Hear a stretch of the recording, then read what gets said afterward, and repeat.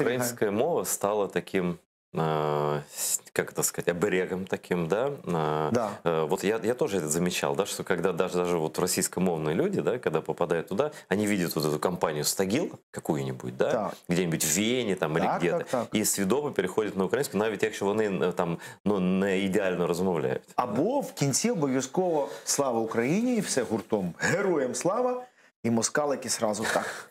Хахлы, а вроде ж нормальные люди, Да-да-да. по-русски, по-нашему говорят, да и выглядят как мы.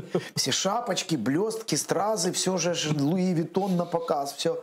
Але они хахли, ай-яй-яй, а ми-то думали. Да-да-да. І все, відразу така стіночка. І це прекрасно, тому що цей міф про один народ, він руйнується. Ви знаєте, я от був в Одесі, і завжди з одеситами ти входиш в якийсь такий ментальний диспут, діалог. Ну от вроді би як би Одеса і русскоговорящий здебільшого город, да, імперський. А чим вони відрізняються від росіян? Або в Одесі є воля.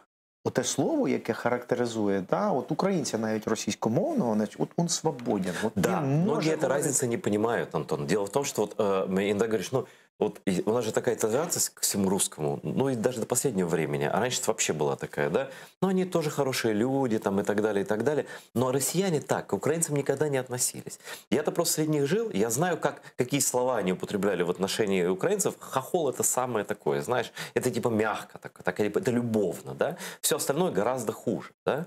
Вот. А у нас как будто тут об этом не знали. И на многих дошло так после 2014 года, а до Да. многих и сейчас не дошло. Так і є. Да.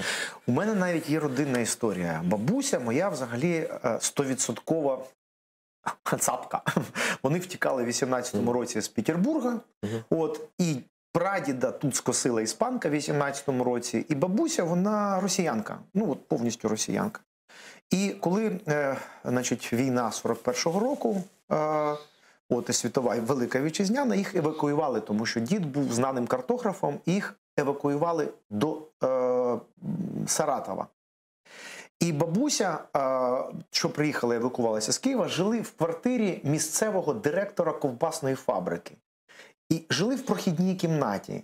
І от оцей от директор, не дивлячись на те, що було двоє маленьких дітей, а дід тільки приїхав, ну, на фабрику, не облаштований, і годувати їх було нема чим. Вони були голодні. І директор ковбасної фабрики, кожен раз проносячи в свою кімнату там зверток там з ковбасою, м'ясом, казав: хахли, щоб ви здохли, понаїхали сюди. Понимаєте? Каже, і от тоді бабуся, росіянка, зрозуміла, що для росіян вона хахлушка. Вот так. Тобто і все життя вона пронесла оті спогади про голодних дітей, от этого ходящего директора колбасної фабрики в галіфе і хромових сапогах. І кожен раз, коли вона оце от розповідала цю історію, у неї стояли сльози. І це, так знаєте, в дитинстві так само на мене відклало оцей от відбиток, який потім з роками, ти розумієш, а ця конфліктологія, вона завжди була присутня.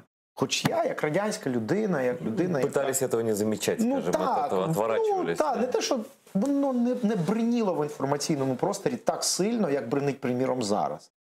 Тому що, ну, моє покоління, наше покоління, воно українцями не народжувалося. Воно виборювало собі право ставати українцями. Це свідомий вибір. І я його здійснив, ну, скажу так, я йшов до нього. Я здійснив цей вибір, ну, от, теж в 13-14 роках.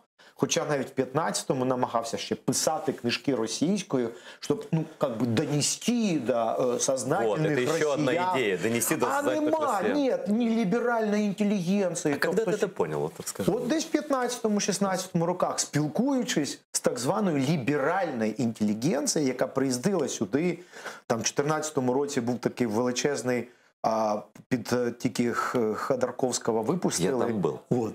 І там от в 14-му році... Там тут же произошла ссора, тут же, прям, моментально. Я, правда, в это время вышел, по-моему, с Борисом Немцовым, мы там говорили, или с Мустафой Джемилевым, но мне рассказали, что там был страшный. І з Борисом Немцовим у нас є інтерв'ю, ми говорили про це. І знаєте, що Борис сказав? Мені дуже запам'яталася ця фраза. Він каже, я стояв, брав участь у інаугураційних урочистостях, коли Єльцин передавав владу Путіну. Мгм. І ми стояли, каже, так, поруч з Борєю, ну, Ходорковським, та, і так щось, там щось говорили, каже, ну, нам казалось, мы совершили одну стратегическую ошибку в своей жизни. Мы подумали, что совок умер, Да. і що ми його похоронили. І це коштувало Ходорковському ув'язнення, Да. а Борису Німцову життя.